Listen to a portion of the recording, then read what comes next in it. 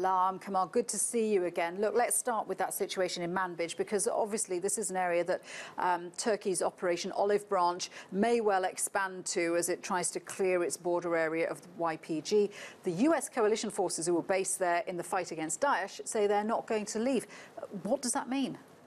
I think at the moment it's complete confusion because, of course, there's a direct collision course between Turkey and the US if the US don't comply with Turkey's demands or requests.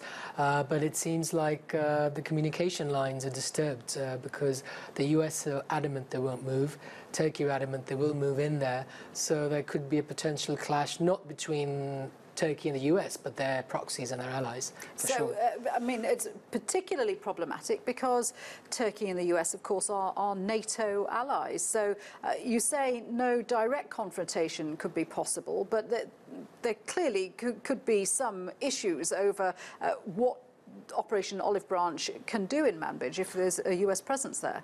Sure, there could be an accident or an unintended consequence. I think there's a very clear thinking in terms of both the Turkish military command and the US military command not to engage in direct conflict with each other. That's impossible. They are allies and they've been so for decades and will remain so. However, given the situation in Turkey has been asking the Americans for over a year now not to cross the red line, which is support groups which are terrorists as far as Turkish national security is concerned. And unfortunately, the Americans have not agreed or accepted the Turkish requests, which is, as I said, almost a year old. So there could be potential flashpoint there.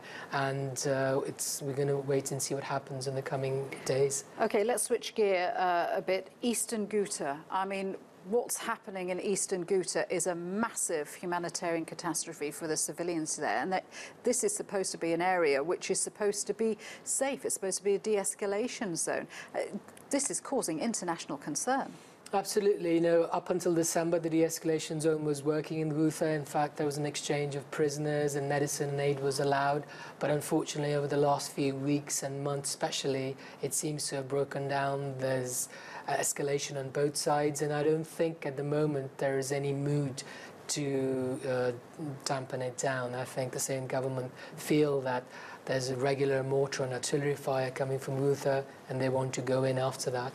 But of course, the humanitarian crisis is dire, and there needs to be a stop to this. I mean, how far can the situation be allowed to go before the UN becomes a lot stronger in its calls for an end, calls for a ceasefire, so it can get aid in? Because we've seen in other areas in Syria where people were practically on the point of starving to death. I think, unfortunately, this is a recurring theme over the last 6 years, but the UN cannot decide on anything. The major powers in the Security Council keep vetoing each other, whether it's the US or Russia or even China. So that means that the UN will not be too productive on this. I think it might boil down to Russia, Iran and Turkey to sit together again and work it out, because it's reaching a very extreme situation where both sides, as far as the government or the opposition go, are not willing to back down. OK, and one question, if I may, on the situation in Deir ez-Zor.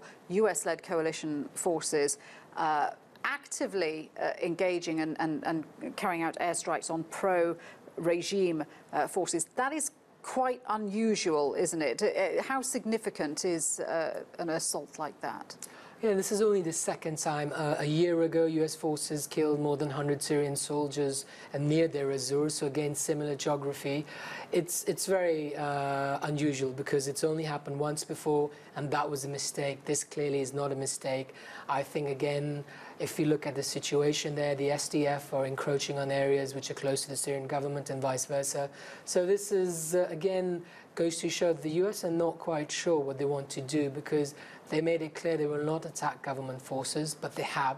The Russians have come out immediately condemning this and say that they will put up perhaps anti-missile batteries there, so it could all escalate again. Yeah, and just making an already complex situation even more complicated.